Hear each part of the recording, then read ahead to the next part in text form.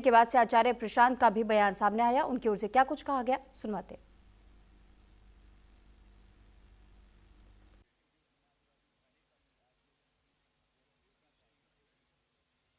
एफएलपीआर जानते ही हो, एफएलपीआर जानते ही हो, फीमेल लेबर पार्टिसिपेशन रेट, वो भारत में लगातार गिर रहा है। वर्क प्लेस पे महिलाओं का अनुपात आज उतना भी नहीं जितना आज से 25 साल पहले हुआ करता था, उतना भी नहीं है।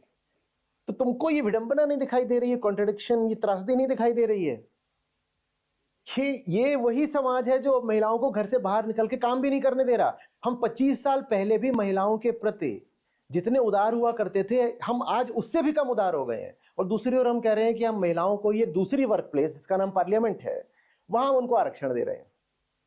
माँ बाप, आज का जो माँ बाप है वो 25 साल पहले के माँ बाप यानी पिछली पीढ़ी की तुलना में कम उत्सुक है कि उनकी लड़की कहीं काम करे। वो कह रहे हैं कहीं बहू बन जाए किसी बड़े घर की, किसी अच्छे घर की। तो एक और तो तुम चाह नहीं रहे कि तुम्हारी लड़की कहीं जाके काम करे, और दूसरी ओर तुम कह रहे हो कि मैं पार्लियामेंट में उसको रिजर्वेशन दे रहा हूं, वहां पे काम करे। निश्चित रूप से इसमें कुछ ना कुछ तो पाखंड चल ही रहा है ना जी। ऑनर किलिंग कर देंगे वो। अगर अपने हिसाब से अपने लिए किसी लड़के का चयन कर ले तो उसको जान से मार दो, ठीक है, जीने मत दो। और वही व्यवस्था, वही हमारा समाज फिर कहता है कि हम उसको संसद में बैठा देंगे। वो जरा सा अपने हिसाब से जीने लगे तो तुम उसे घर से भी बाहर निकाल देते हो। और दूसरी ओर तुम कह रहे हो नहीं नहीं, संसद में आपका स्वागत है।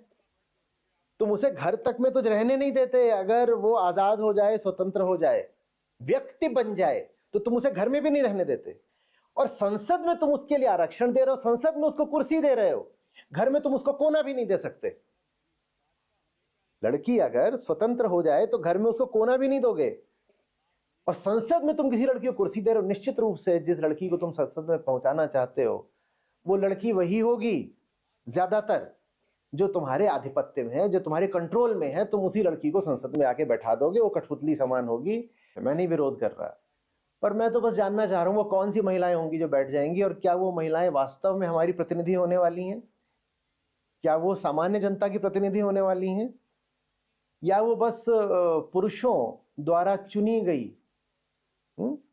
और नियुक्त आवाजें होंगी, जिनके पास अपना कोई दम नहीं होगा, अपनी पहचान नहीं होगी। वो उनको तो बस कह दिया कि बेटी चलो तुम खड़ी हो जाओ, तुम्हें हम जिता देंगे।